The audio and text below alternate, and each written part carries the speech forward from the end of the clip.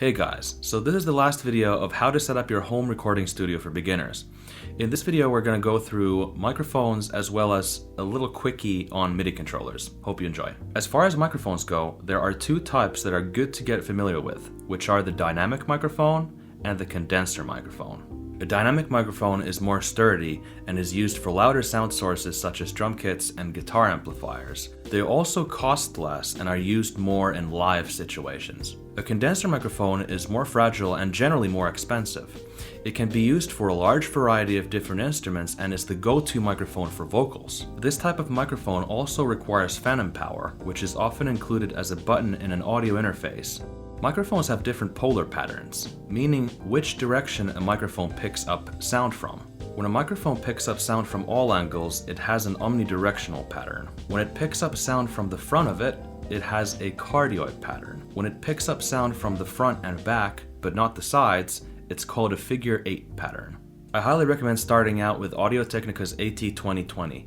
It's a cardioid condenser microphone with a price of $100. It's also a very diverse microphone. You can use it for guitar, vocals, piano, or even drums. Next, you're going to need to put the microphone into a mic stand. K&M's 27105 is a great quality stand for the price of around $30. Once your microphone's in the stand, you're going to need what's called a pop filter. It's used for recording vocals. The pop filter is something you place onto the microphone stand and adjust it in front of the microphone to soften consonants in a singer's voice. When you pronounce the letter P, as an example, it can sound very harsh or poppy, hence pop filter. The pop filter also protects the microphone from saliva. When you record vocals, you want to avoid the sound of your voice bouncing all over the room, creating a wet sound. What you want to achieve is the opposite, a dry sound. I personally use acoustic panels to absorb these reflections. However, that's not necessary. You can use Pro Acoustics foam screen and adjust that on your microphone stand. You can also get creative and record your vocals in a closet. Once you have this whole setup, you'll be plugging an XLR cable from the microphone to your audio interface, and you're set. A great tool for your home recording studio is the Midi controller, and it's basically a piece of hardware that you use to play virtual instruments with on your DAW. A MIDI controller can have a keyboard or pads that you use to make music. It often has faders and knobs that you use to adjust your sound as well. MIDI controllers do not produce sound on their own. The device has to be plugged into your computer, from which you'll have to select the device from your DAW's preferences.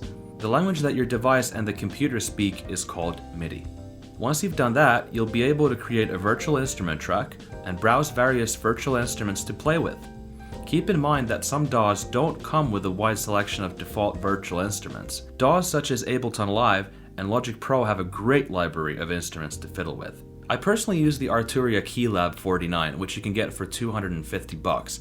However, you can get MIDI controllers for far less. The Novation Launch Key Mini, which is a MIDI controller with a keyboard, pads, and knobs, is around $100. I also recommend the Launchpad Mini, which is a great pad-purpose MIDI controller for $100. So this wraps up our series on how to set up your home recording studio for beginners. I hope you got enough out of this to get started. All of this may seem intimidating at first, but once you get started and get familiar with all these things, you will start to make awesome sounding music in no time.